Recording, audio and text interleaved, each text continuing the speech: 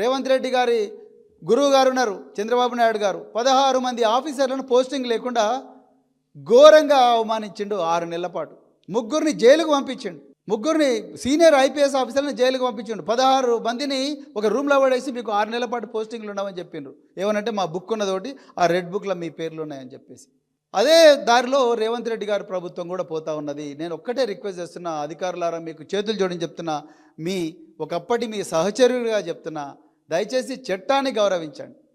ఎవరి మెప్పు కోసమో, ముఖ్యమంత్రి గారి మెప్పు కోసమో, ముఖ్యమంత్రి కార్యాలయంలో ఉండే కొందరు దుర్మార్గులు ఎవరైతే స్వార్థపరులు ఉన్నారో, కబ్జాదారులు ఉన్నారో, వాళ్ళందరి మెప్పు కోసమో, వాళ్ళను ఖుషి చేయడం కోసమో మీరు ఇలాంటి అడ్డదారులు దొక్కి మీ ఓన్ కొలీగ్ను, మీతో పాటు 30 సంవత్సరాలు పనిచేసి దేశం కోసం అన్ని త్యాగాలు చేసిన ప్రభాకర్ రావు గారిని, లేకపోతే అలాంటి వాళ్ళు ఇంకెవరైనా ఉంటే వాళ్ళని ఇబ్బంది పెట్టకండి.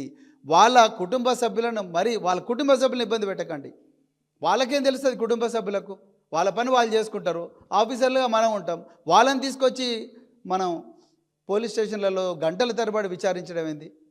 ఒకప్పుడు పంజాబ్లో టెర్రరిజం బలంగా ఉన్న రోజుల్లో ఎంతో గొప్పగా పనిచేసిన అధికారులను టెర్రరిజం అంతా అంతమైపోయిన తర్వాత వాళ్ళందరి మీద ట్రిబ్యునల్ వేసి వాళ్ళందరి మీద ఇట్లనే ఘోరంగా ఈరోజు ప్రభాకర్ రావుని ఏ విధంగా అయితే సతాయిస్తున్నామో ఆ విధంగా సతాయించినందువల్ల, వాళ్ళను పూర్తిగా టార్చర్ చేసినందువల్ల వాళ్ళందరూ రైలు పట్టాల మీద పడి ఆత్మహత్య చేసుకున్నారు ఐపీఎస్ ఆఫీసర్స్. ఆ పరిస్థితి తెలంగాణకు తీసుకురక్కండి.